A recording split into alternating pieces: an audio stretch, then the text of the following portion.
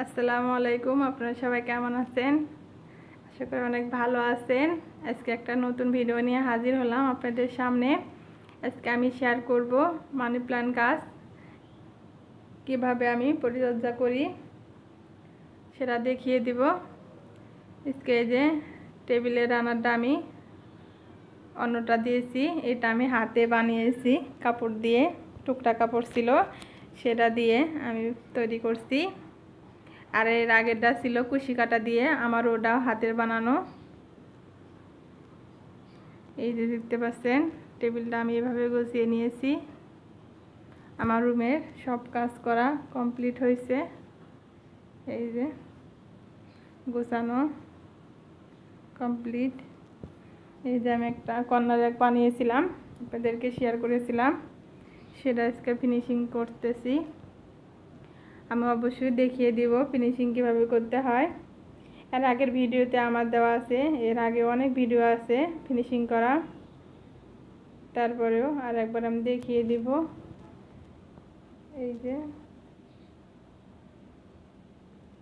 আমি দুটা তাক ফিনিশিং করে নিয়েছি, আর দুটা বাদ আছে, এটাও দিয়ে দিব।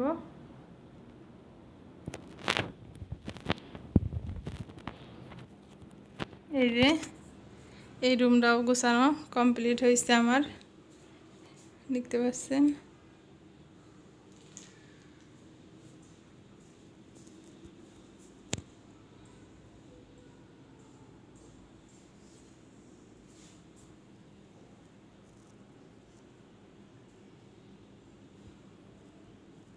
দেখতে থাকেন আমি কিভাবে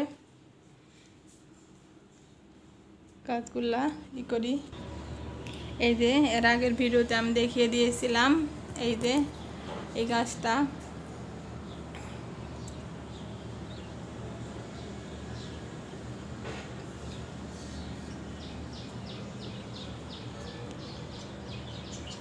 এর নিচে আমি কিভাবে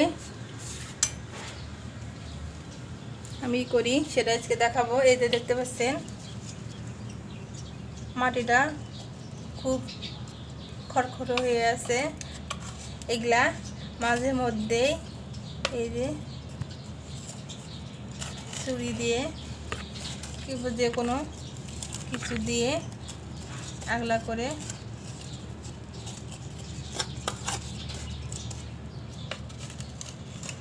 মাঝে মধ্যে আগলা করে নিতে হবে।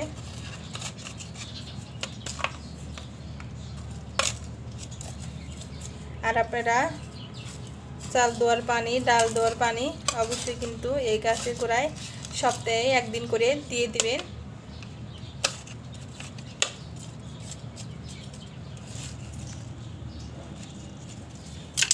ডালটা পড়ে গিয়েছে।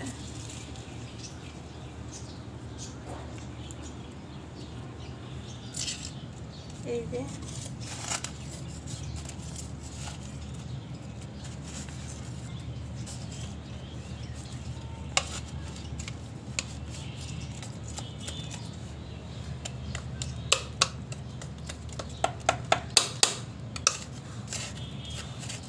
করার পরে এই যে এখন পানি দিয়ে দিব।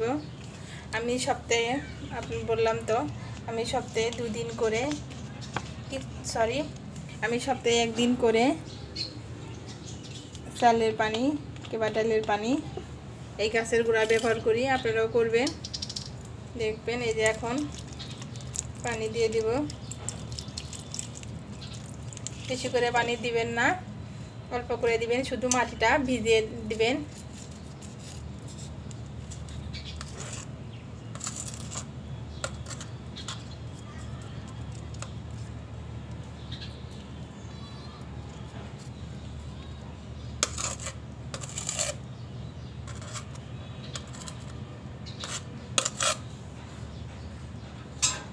এই যে আপনারা, আর যদি আমি সপ্তাহে একদিন করে এই পাতাগুলো স্প্রে করে দিই, দোকানে এরকম স্প্রে করা কিনতে পাওয়া যায়। এই যে বোতলের ভিতরে দিয়ে এভাবে যদি স্প্রে করেন প্রতি সপ্তাহে 2 দিন কিংবা 3 দিন, তাহলে দেখবেন গাছটা অনেক সুন্দর তাড়াতাড়ি বেড়ে উঠবে। বড় হবে, অনেক তাড়াতাড়িতে কাজটা অনেক বড় হবে এবং অনেক সুন্দর হবে। তো দেখতে থাকেন।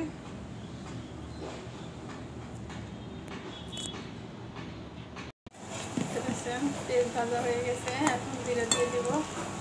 আমি আজকে রান্না করব মুখি দিয়ে মাছ রান্না করব। জিরে দিয়ে দিলাম, জিরে ফোড়ন।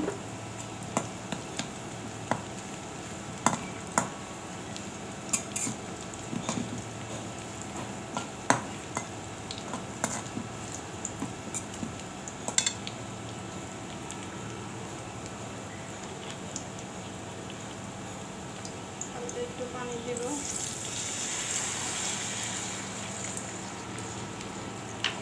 এখন সব কিছু দিয়ে দিবে একে একে। হলুদের ফাঁকি,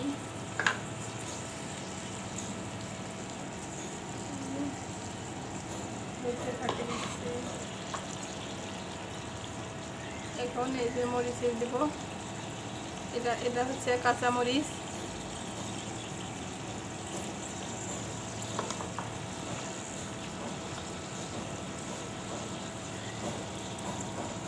আদা রসুন বাটা, আর একটু দিব জিরা বাটা।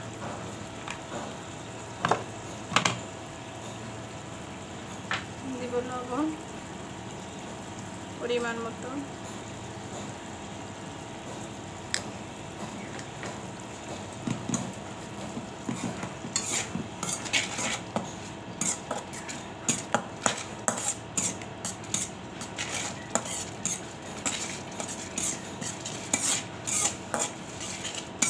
ভালো করে কষে নিব।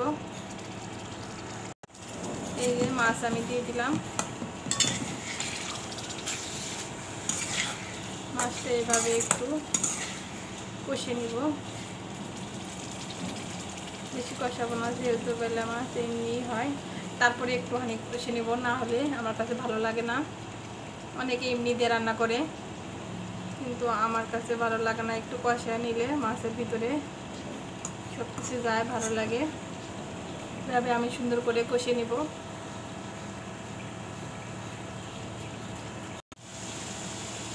এই যে কষায়া মাছগুলো তুলে রেখেছি, এখন কিছুগুলো দিয়ে দিব।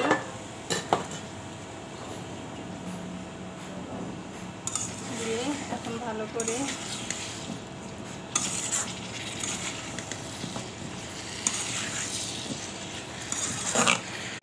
এই যে দেখতে পাচ্ছেন আমার তরকারি রান্না করা কমপ্লিট হয়েছে। এখন বাটিতে আমি বেড়ে নিব। তরকারিটা অনেক সুন্দর হয়েছে, দেখতে অনেক সুন্দর লাগতেছে, খেতে অনেক মজা হবে। দেখতে থাকেন।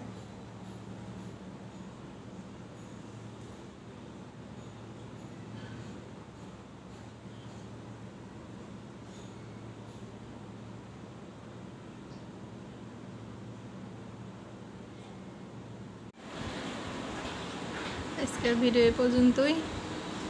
আজকের ভিডিও যদি ভালো লেগে থাকে অবশ্যই লাইক, কমেন্ট, শেয়ার এবং সাবস্ক্রাইব করবেন। অবশ্যই পাশে থাকবেন।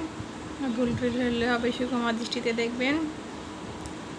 সবাই ভালো থাকেন, সুস্থ থাকেন, আর আমার পাশে থাকবেন। আসসালামু আলাইকুম।